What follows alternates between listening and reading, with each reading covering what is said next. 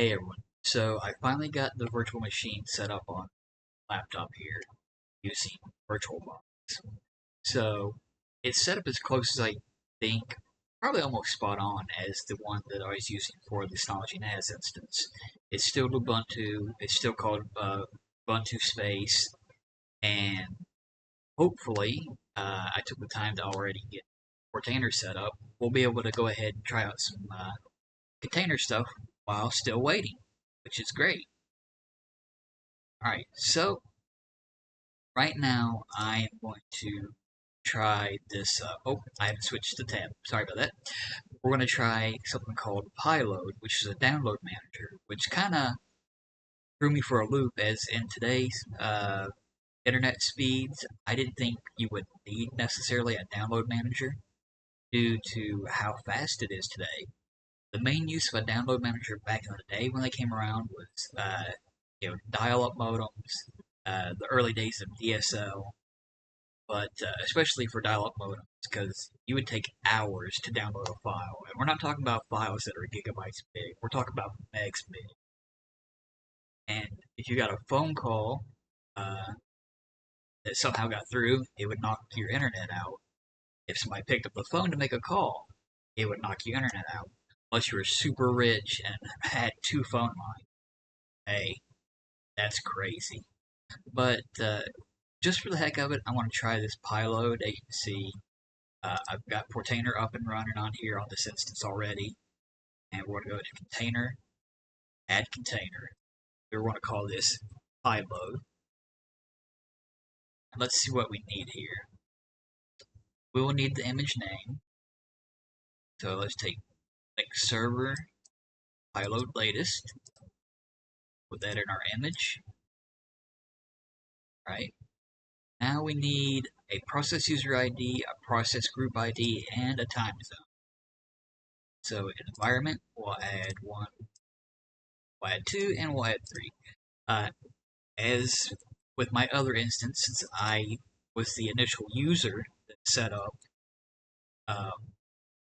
this Linux instance, or if you have an actual Linux install and you're the first user, you should be 1000, but you're not guaranteed. So again, as I've said in other videos, make sure you are 1000. And with this, I have made sure I'm 1000 again. So I'm good there. And if I can make sure, I will set this to America, New York. And I have not typed it right. It's America / new _ York.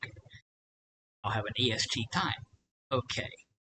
So now we need to make a config folder and a downloads folder. So let's go ahead and go to our file here. And we'll create a new folder. And we will call this Pyload. Let's go in here. We'll make our other 2 folders. Config. I blanked out downloads. Okay. And create a new folder and downloads. Okay. Let's go ahead and go in here and grab our path. So let's go back to Portainer. We'll go to volumes. We'll make 1 volume, 2 volumes, and we will set them to bind for persistent. So /config and /downloads. Okay. Go ahead and paste our path for downloads. Then we'll just change this one to config manually. Okay. So now we need to open up port 8009/666. Okay, so let's map a port. So 8009/666. Pretty sure there's no 9/666s in use. And for 8000, we'll do, since we have nothing anymore, we'll just do 8081. And that should be it, correct? Okay. Let's go back and let's deploy our container. This being a download manager, it shouldn't be too awful big, I don't think.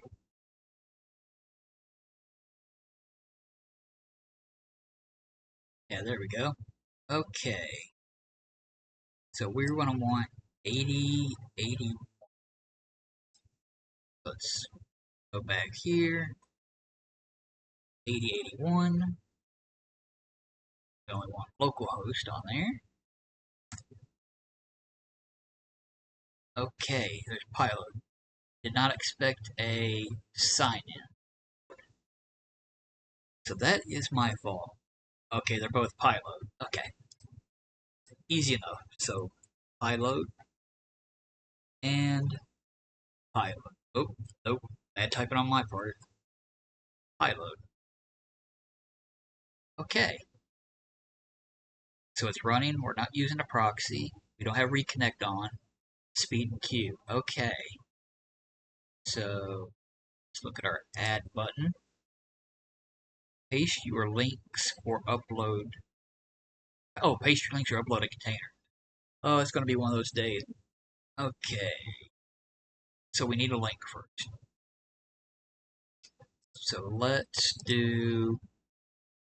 Uh, does Albion still exist?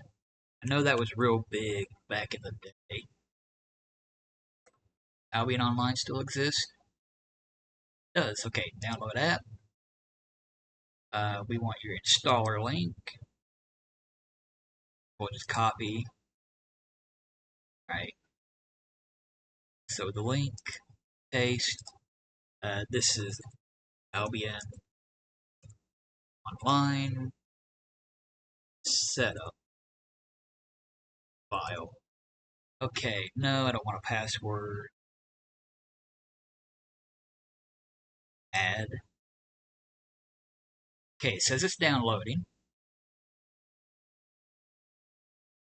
We can see the progress.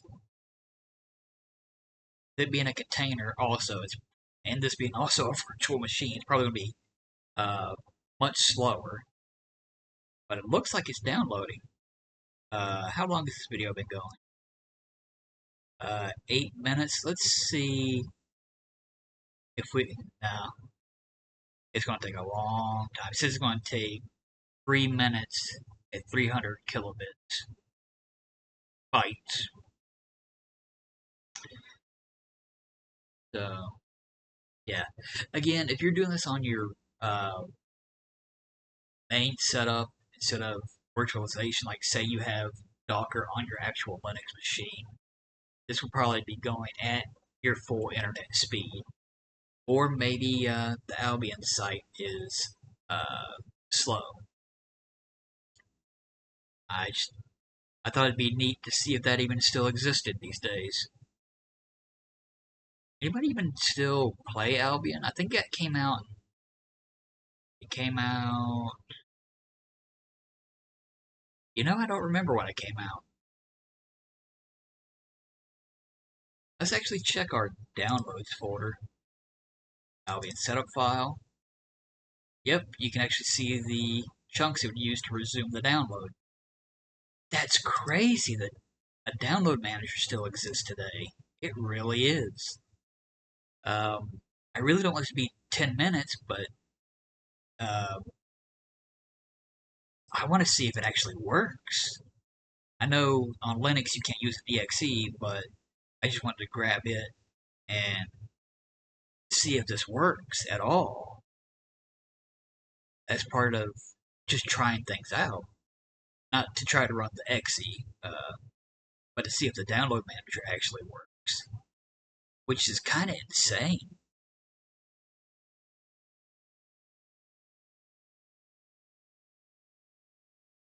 But if you really, really want to, you had like a bunch of big files, like an old type of download manager.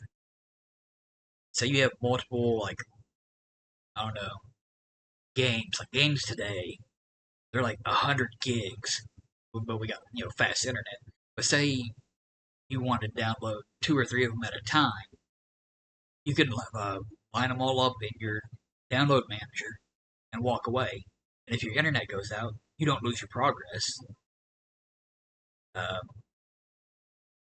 that's wild. By the time this gets done, I will have a 10-minute video Oh man, maybe I should go. But no, I'm gonna keep waiting until the Synology works before we start doing actual uh, back and forth true NAS Synology stuff. Because I would like to actually set up Vault Ward, but due to true NAS's uh, using the default ports of 80 and 443, it really messes up the Nginx proxy manager. You could and just go in and change those default web ports, but I'd rather not do that. I'd rather just wait for the Synology and do it through there because I think Synology's default web ports are like 6,000 something. That way I don't have to sit there and modify the UI. Okay, so that says it's done. Look at that. Even though we can't use this, it's right there. Boom. That's crazy. God. And I know that shows my age being amazed by a download manager still. You gotta love it. Well, I guess you don't, but that's great. Um, I'm sure you guys could find many more different things where, like I said, like these big games that come out.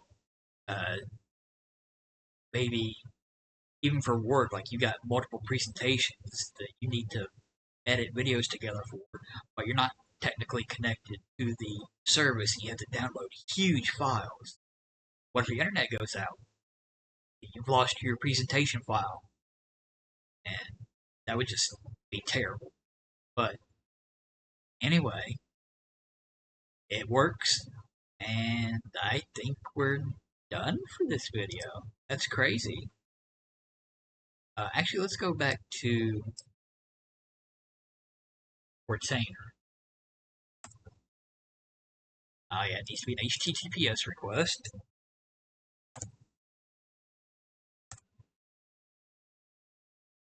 Let's take a look at the logs real quick. See what the logs look like on that. That's Portainer. I think. Did I click on Portainer or did I click on? Yeah, I clicked on Portainer. Pyload. There we go.